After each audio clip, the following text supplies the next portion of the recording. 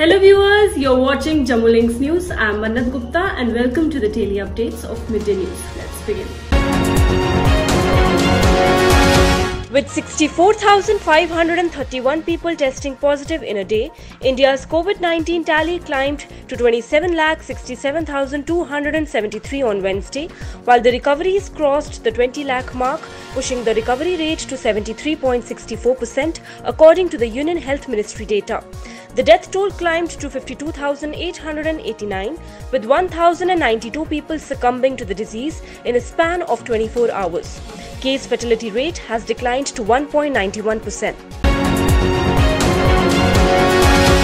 Novel coronavirus cases in Jammu and Kashmir rose to 29,326 on Tuesday, with 434 new infections, while 13 more deaths took the toll to 561. There are 6,879 active cases of the coronavirus disease, while 21,886 patients have recovered so far. All the 13 more deaths were from Kashmir, taking the toll to 561, including 520 from the valley and 41 from the Jammu region. Common man should not suffer for getting even simpler services. People have high expectations from the government and there is need to make positive changes on the ground rather than limiting them to papers only. These remarks were made by the Lieutenant Governor Manoj Sinha during his extensive tour of Gandarbal district, where he inaugurated developmental projects, reviewed developmental scenarios, inspected ongoing works and met with various public delegations. Jammu and Kashmir Lieutenant Governor Manoj Sinha on Tuesday said the administration was working with an agenda of equitable development to ensure the welfare of every section of the society. Sinha took a comprehensive review of the progress achieved under the Pradhan Mantri Gram Sadak Yojana in a meeting held at Raj Bhavan. The Lieutenant Governor told the meeting that the administration was working with an agenda of equitable development to ensure the welfare of every section of society and called for laying special focus on upgrading and improving the road connectivity, especially in rural and remote areas, as it is a prerequisite for the socio-economic development of any region. Security forces on Tuesday gunned down a third terrorist, a Lashkar-e-Toiba commander, who was involved in the killing of BJP leader Wasim Bari in July in Jammu and Kashmir's Baramulla district in their operation carried out after Ultras shot dead 2 CRPF jawans and a policeman on Monday.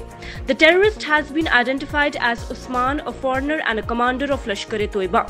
The 3 terrorists have been killed in the encounter that took place on Monday in the Orchid area of Kreri in Baramulla district of North Kashmir. Historic Jamia Masjid of Srinagar was opened after remaining closed for 5 months amid strict adherence to standard operating procedures to arrest the spread of COVID-19 infection. Scores of people were seen thronging the central mosque to offer prayers, keeping in consideration the guidelines that have been issued by the authorities from time to time.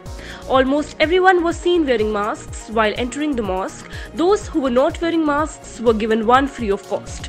The facility was made available by the Jamia Aqwaf. The Nai Udaan scheme of the centre will help youths from minority communities to prepare for the civil services examination, Union Minister Dr. Jitendra Singh said on Tuesday. The scheme, started by the Modi government through the Union Ministry of Minority Affairs, offers financial support to civil service aspirants clearing the preliminary examination. The Nai Udaan scheme will help civil services aspirants from minority communities to prepare for the test, the minister said, lauding the scheme. Director General of Police Dilbag Singh was on Tuesday given a detailed brief about the functioning of Crime Branch in Jammu and Kashmir. During the meeting, the officers deliberated upon functioning of different wings of Crime Branch, including CB Jammu Kashmir, Anti-Narcotic Task Force, CCTNS, State Crime Record Bureau, Photo Section, Fingerprinting and Canon Section. The issues of these wings along with different proposals with regard to the infrastructure and staff were discussed threadbare. Director Information and Public Relations Dr. Syed Sehrish Asgar on Tuesday held an introductory meet with the junior scale KAS probationers who recently joined the department. While speaking on the occasion, Dr. Sehrish gave the incoming officers a brief outline about the working nature and functioning of the department. Dr. Sehrish also gave a brief outline about the media houses of Jammu and Kashmir and explained to them various roles of DIPR. He also apprised them about the new roles of DIPR in the age of digital world. Advisor to Lieutenant Governor Farooq Khan visited Juvenile Observation Home Harwan and inspected various facilities and services being provided to the juvenile inmates there. The advisor took a detailed round of the center and inspected the different facilities and services present for the juveniles there. The advisor also inspected the medical care facility and directed the concerned officers to keep adequate stock of medical supplies available besides other medical equipments. Advisor Khan also interacted with the juvenile inmates of the observation home and said that positive changes are visible in the attitude of the inmates. He stressed upon the officials to provide all necessary help and facilities to the juveniles. Secretary Jal Shakti Department M. Raju chaired a meeting to review the progress on various languishing projects of Jal Shakti Department being funded by J&K Infrastructure Development Finance Corporation. Secretary asked all the concerned HODs as well as nodal officers to complete the projects in a time bound besides initiating the process of billing of non-progressive projects.